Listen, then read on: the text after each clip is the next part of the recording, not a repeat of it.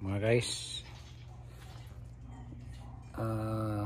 magche-check ako ngayon ng yung CVT fluid, kung ano nang status. Kasi last kong pinalitan ito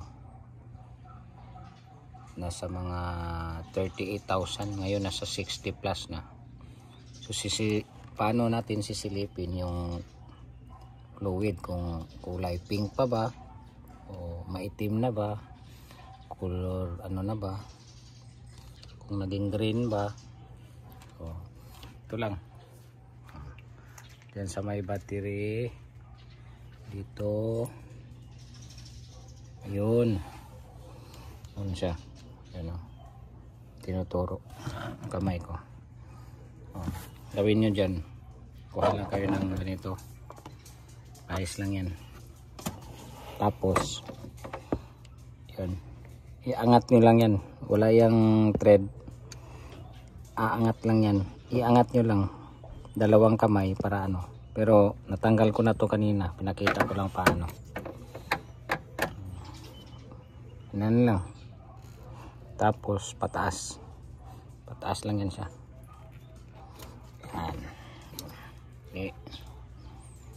Tapos kung gusto nyo malaman kung ano na talaga, kuha kayo ng ganito, ilagay nyo dyan, itusok nyo lang.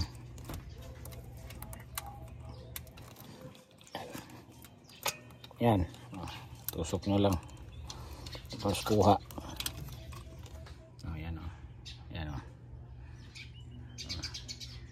kulay pink pa, okay pa to, pero pagtungtong siguro ng mga 68,000, kasi nasa 61 pa ako ngayon. Papalitan ko to kasi binili ko rin yung fluid sa online, nasa 1,000 plus lang.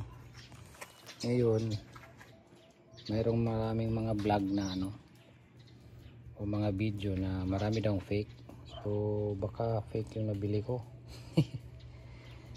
So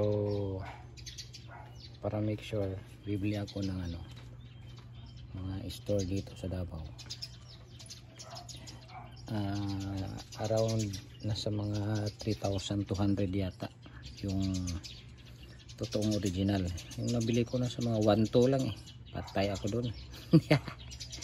So yun lang guys, pink pa naman, saka amoy, ang amoy niya parang naman talaga, totoo. Siguro mura lang talaga yun, promo.